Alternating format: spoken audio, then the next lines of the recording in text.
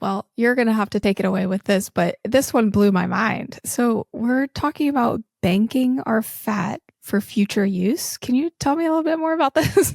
Okay.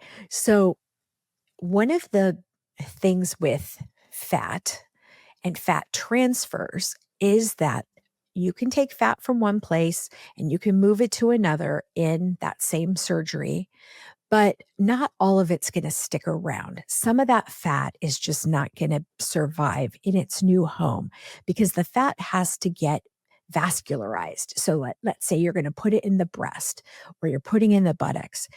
If you put a big blob of fat in, how does the middle of that blob get happy in its new home, get blood vessels to get oxygen to be able to live? It can't. So you have to do fat transfer very conservatively, and you have to, build up slowly over time if you want to make, let's say, a breast augmentation just using fat. You weren't really able to do a very big fat transfer because, again, it's got to be able to live. So the solution is to bank your fat. So you have your surgery, you have your lipo, put a little in to wherever you want to put it. We're putting it in your buttocks, you're putting it in your breast, you're putting it in your face, wherever it's going to go.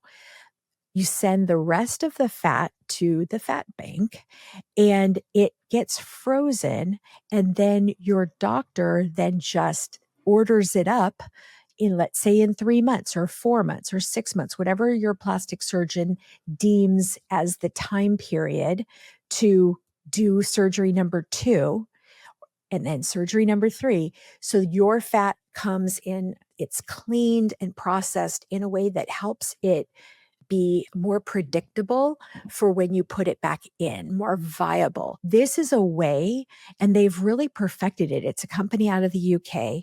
They're coming out to America and using pilot practices, and we're one of the pilot practices.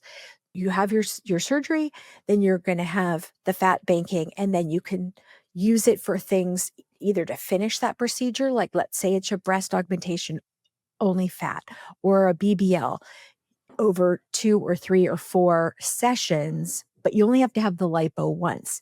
In the past, you had to have the lipo every time. You had to harvest the fat and put it back in and wait however long and harvest again. That's a lot on your body to go through. And I think the trend, as we've been talking about all day today, has been this all natural trend. And are you seeing that online in terms of what people are looking for?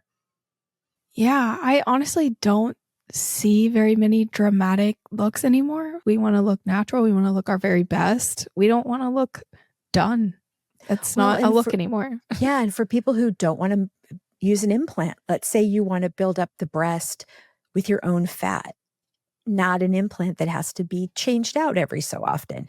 You And you know, said if this is more predictable fat with fat banking, mhm. then that is the main concern with fat transfer breast aug is that the fat is unpredictable and you don't know how long it'll last. But if we're using it through fat banking, does that mean these breast augmentation results would be more predictable?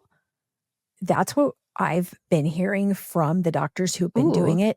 And it's very interesting because since this company's been around in the UK since like 2009 or 8, that there's been doctors in Europe and in the UK who are doing all fat for breast reconstruction. So women who had a mastectomy and want to build up the breast slowly over time, not with an implant, with their own fat. And there's a doctor in Italy, and he does it in 5 stages.